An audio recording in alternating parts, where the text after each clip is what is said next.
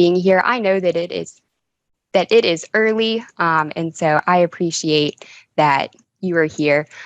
Today's conversation is going to be centered around the role that academic librarians play in serving adult learners in higher education. And specifically, we are going to be discussing how virtual reference consultations are a creative way to meet adult learner needs. I hope that you will leave today's session with the ability to describe the needs of adult learners in higher education. You will be able to identify common barriers faced by adult learners. And finally, whether your institution has virtual reference consultations or not, I hope that this presentation will be a catalyst for thinking of unique ways that we can meet adult students at their point of need. To this end, today's conversation will not be centered around one specific virtual conferencing platform or scheduling system over another. Rather, I hope to provide a general framework that can be adapted to your specific information ecology. During today's session, I'm going to use the term adult learner. In the LIS literature, adult learner and non-traditional learner are often used interchangeably. Since our conversation is focused on a specific type of non-traditional student, I think that adult learner is the better term. Adult learners are often characterized by a gap in time since their last formal education experience or by their age. And there's a lot of conversation surrounding when in age you begin to consider a student an adult learner. Based on what I've read, I tend to go with the earlier age of 25. However, that obviously has many different modes to it, and that's kind of a conversation for a different day. But for my purposes, our adult students start at about 25 years old. And according to the National Center for Education Statistics' most recent report, which was published in 2019, 25.4% of all students enrolled in a degree-granting undergraduate program are over the age of 25, and 76.2% of all students enrolled in a post-baccalaureate program are over the age of 25. Additionally, this conversation is centered around adult learners who are predominantly enrolled in distance education courses. Because of their flexibility and convenience, distance courses are more accessible to adult students. A 2018 NCES report found that 30.7% of all post-baccalaureate students were exclusively enrolled in distance education courses. To provide a framework for describing the needs of adult learners, I believe that Gould's 2005 article, Engaging the Adult Learner, Creating Effective Library Instruction, sets the stage for our conversation today. In reading Gould's work, 5 themes emerge, which are built off of the theoretical concepts promulgated by adult educational theorists Malcolm Knowles and Jack Mesereau. Firstly, adult students have unique social, physical, and cognitive characteristics. Because of their neurological and psychological development, adult learners have a different approach to the world around them. Secondly, adult learners face numerous barriers in higher education. Adult learners are not only tasked with learning course content, but they must also learn the many processes associated with higher education. Thirdly, many traditional information literacy offerings, think about those one-shot sessions for freshmen, are ineffective for adult learners. Many institutions offer information literacy classes for their traditional students, but those classes are not always offered to graduate or higher level students. Especially at the postgraduate level, students are experts in their field, yet they lack many basic information literacy skills. Fourthly, adult learners have different educational needs than their traditional peers. The term pedagogy employs the Greek prefix ped, which means relating to children. And the term pedagogy often refers to the teaching of children. Comparatively, the Greek prefix ander means man, not boy. It is important to note that andragogy constitutes its own area of study, and adult learning theory should inform our teaching and practice. And finally, adult learners have a desire for concrete and directly implementable skills.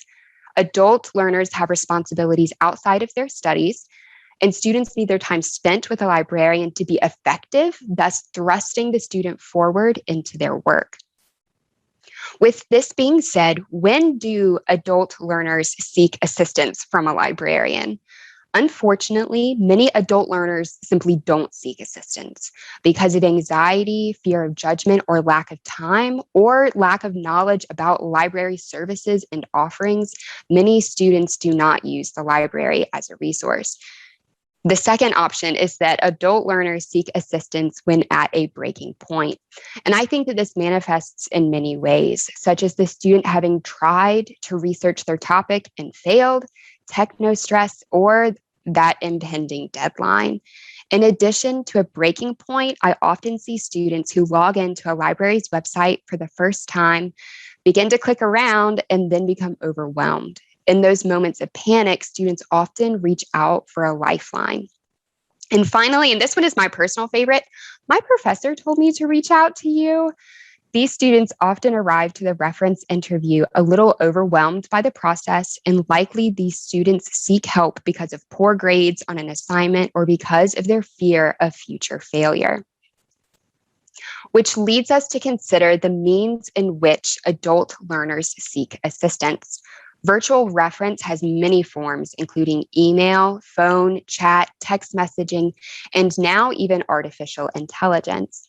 In the quick pivot to serving students in purely digital ways, libraries are increasingly using virtual meeting platforms to assist students directly.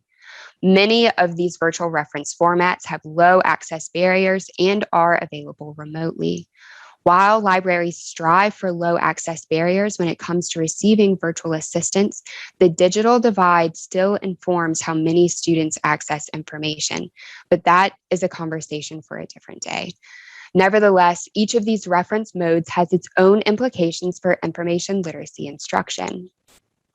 Different methods of inquiry facilitate different types of learning interactions.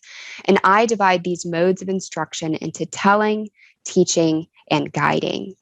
When using email, phone, and chat services, often students simply need to be told where to find information. And that's okay. Sometimes students just need a nudge in the right direction. Sometimes we just need to, get them going, make sure that they're headed in the right direction, give them what they want, and move on. But moving to teaching, the virtual platforms such as phone, chat services, and video conferencing point to a more synchronous environment. Here, librarians can inform students of how to access resources, but students can also ask clarifying questions in real time. And finally, I believe that we are at our best when we can actively guide students through the research process. Phone calls and video conferencing allow for a more dynamic and conversation-based experience, which is hard to achieve over an email or a small chat window. While phone calls do provide a platform for dialogue, virtual platforms provide enhanced learning aids such as screen sharing capabilities and closed captioning options. I think that we can all agree that video conferencing has risen to new heights in the past year and a half. And I believe that we have the option to view the pandemic as something that is both disruptive and as transformative. At my home institution, we began to offer virtual reference consultations in late April of 2020. And to our great surprise, virtual reference consultations were overwhelmingly scheduled by online graduate and doctoral level students. As my two colleagues, Hahn and McGinnis, report, out of 336 sessions scheduled between April of 2020 and March of 2021, 250 of those sessions were scheduled by graduate or postgraduate level students. And this equates to 74.65% of all appointments. This brought to light an underserved student population, and we continue to see the benefits of having virtual reference appointments available for this student demographic. On the slide here, I have sketched out adult learner needs paired with how video conferencing presents a potential aid to student success. First and foremost, adult learners need easy scheduling options. Virtual platforms such as Zoom or Microsoft Teams or SpringShare's LibCal all have easy scheduling options for appointment booking. At my institution, we use Microsoft Bookings, and the software uses our personal calendars to set up student appointments. The process is entirely automatic and students receive a virtual meeting link immediately. Second, adult learners often seek assistance after some type of struggle. As social beings, we want to feel seen and affirmed. Higher education, especially distance learning, can feel abstract and isolating. When librarians sit down with students in a virtual space, librarians can have a conversation about the students' strengths and weaknesses, and students can express where they need additional assistance. While such conversations could take place over the phone, screen sharing capabilities make the information retrieval process easier to follow, especially in those complicated databases. Thirdly, because of limited time, adult learners need directly implementable skills. When librarians can assess the students' needs and provide immediate assistance related to their coursework, students are able to find their footing and move ahead more confidently. And finally, adult learners desire to have social learning relationships. Distance learning can feel one-dimensional, with discussion boards being the only real connective medium. I do not think that we can undervalue the empathy and compassion that we offer when assisting adult students. Facial expressions, supportive comments, and simply our time and availability convey to the student that we are here to help them succeed. I believe that everyone has their own reference style, but I'm going to offer a few best practices that I have incorporated into my own work. First and foremost, virtual reference sessions must be conducted on the student's terms. When engaging in a virtual reference call, we are entering an intimate portion of that student's world. I have been virtually welcomed to students needing assistance during their lunch break. I've had students call me from their cars because their houses were much too loud.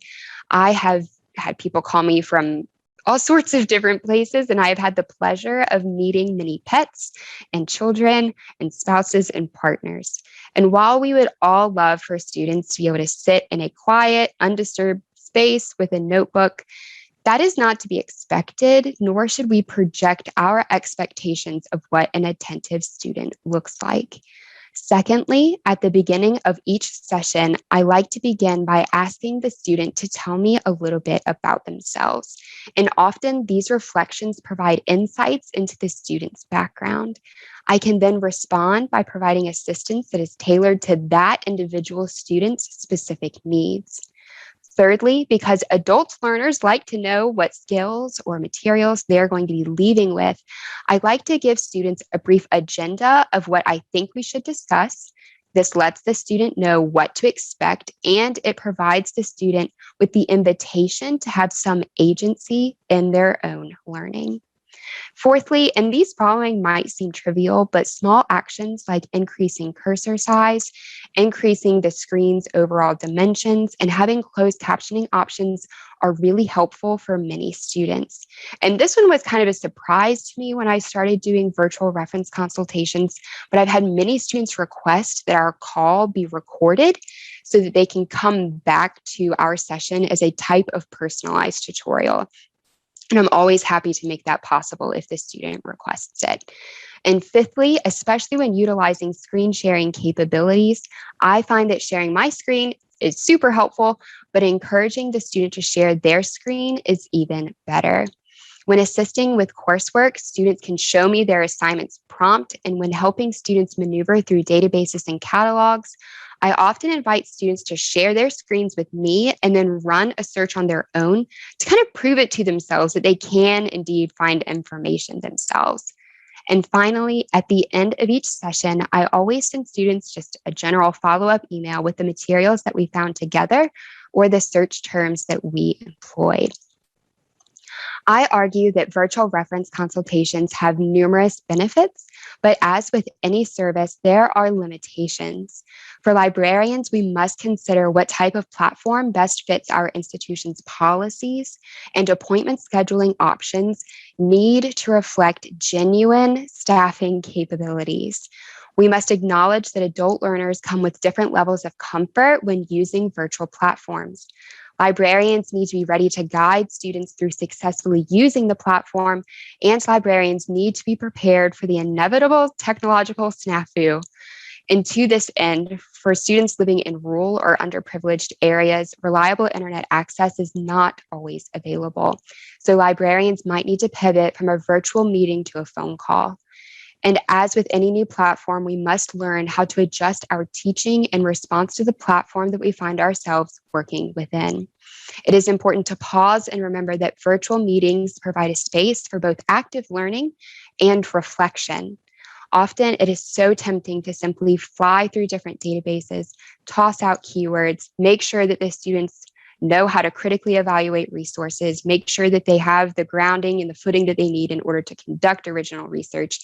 But then we forget that there's a student on the other end of that call. We cannot forget that there is someone there who needs our assistance and is looking to us to serve as a guide. I hope that this lightning talk has provided you with some early morning food for thought, and I consider this to be the beginning of a conversation. So if you have a question that I don't get to today, always feel free to reach out to me via email. And with that, thank you for your time and attention. What questions do you all have for me? All right, we did have one question come in through the Q&A while you were speaking with us. It says, while I 100% agree with using the term andragogy over pedagogy, the latter is ubiquitous in both LIS instruction and higher education. How do we push back on that to use the more useful and correct terminology? And is this worth spending time on? Yeah, and like I've often had that conversation too. And it's like even yesterday, there was a lovely presentation like explicitly on pedagogy and like here's pedagogy and how we work with it. And I think that's totally fair. And it's like when I was like this is very much like my area of interest and something I'm passionate about. So like I feel like the people who are more that do work with adult learners maybe come across the term andragogy more frequently or are more attuned to, you know, specific learning theories that are associated with adults. I think that, you know, I looked at the OED yesterday for pedagogy, and there's kind of different, there's two working definitions of it. You have the definition that is, you know, like this is the teaching of children, and that's what comes to mind. But then it also does still convey like this is a system and philosophy of teaching, which I think is still good. I think that for us, we have to kind of challenge what theories we're implementing when we're teaching. And so I think it's worth it for us to seek out andragogical techniques that are specifically designed for adults. Like if you look at like the universal design principles that were talked about yesterday, like there is certainly like andragogy there. It's just how do we make that more explicit for the people that need that specific type of care and attention. And I think andragogy on the whole is more focused on the learner rather than the content. So it's like kind of shifting our focus of what exactly we want students to leave our teaching with. Hopefully that's clarifying. If not, I can totally give it another stab. We'll wait and see if anyone comments. And in the meantime, we did get another question. Do you ask students to turn on their camera? And what are your thoughts on if we should ask students to turn on the webcam when we're meeting with them virtually? So I tend to operate in the fact of I just want students to do what is most comfortable for them. I have done enough reference to know that if the student is more comfortable, then it's going to be a better session. Some students don't have webcams on their laptops, so that's something I keep in mind too. I also had one student that kind of got confused of the process. When students book an appointment with us, they have the option of choosing a specific librarian, or they can choose at random. They get to choose what time. And then once they've kind of filled that out, we also have a message bar where they actually type in their research question as they're booking their appointment. So we receive all of that information, and we prep for our sessions before we sit down with our students. Sometimes students kind of get confused by, you know, is this a virtual meeting? Like it's very explicit, but you still have some that'll get a little bit confused, and that's okay. So I've had some students that would make appointments with us, but then it ended up just being a phone call because they didn't have like the software or the internet access or what have you in order to make that possible. I have had students that are self-conscious of the fact that they don't have like access to a video camera. And I'm always like, that's totally fine. Like this is a conversation, just so long as they can see my screen as we're working through databases and different things. That's the name of the game right there. That's perfect. Thanks. And just as a personal note, I've actually had a student who couldn't stop crying.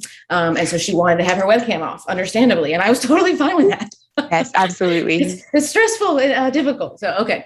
We did get another question. Several people chimed in with a +1. How much repeat business do you get with your virtual reference users, and how do you encourage that?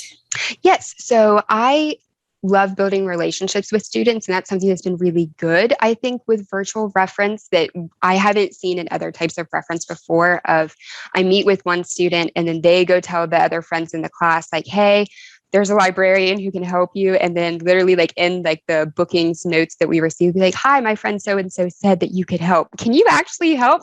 And so I think more than anything is like, if we're delivering a kind of a service and almost like a product to a point of we are going to be encouraging and helpful and we actually listen. I think sometimes it's not so much what we actually address in content, it's the spirit that we bring to that session and to that work. Students know when we're interested and invested in them and when we're not. And so for me, that's just kind of my personal passion to librarianship, is making sure that they are seen as a person and student first, and then we get to the coursework. Repeat business, though, I encourage that with email, I think, more than anything, because I do provide the follow-up materials, and I'm always very encouraging in my follow-up of, we're here for you. This is how you can contact our team if you need anything else. Know that I'm an email away. And I would say we see our repeat business kind of in different waves. We run a standard 16-week course here, but then we also do 8-week courses, and usually at the beginning of the 16 and then the 2 waves of the 8-week, I'll usually see some students maybe like twice. I've never seen a student more than like 4 times. And like when you start getting into like the 4 or 5 category, that's kind of a different conversation of how we can teach them to be self-reliant and like conduct their own research, unless it's something specific. But we just try to be as friendly and as accommodating and as gracious as we can be.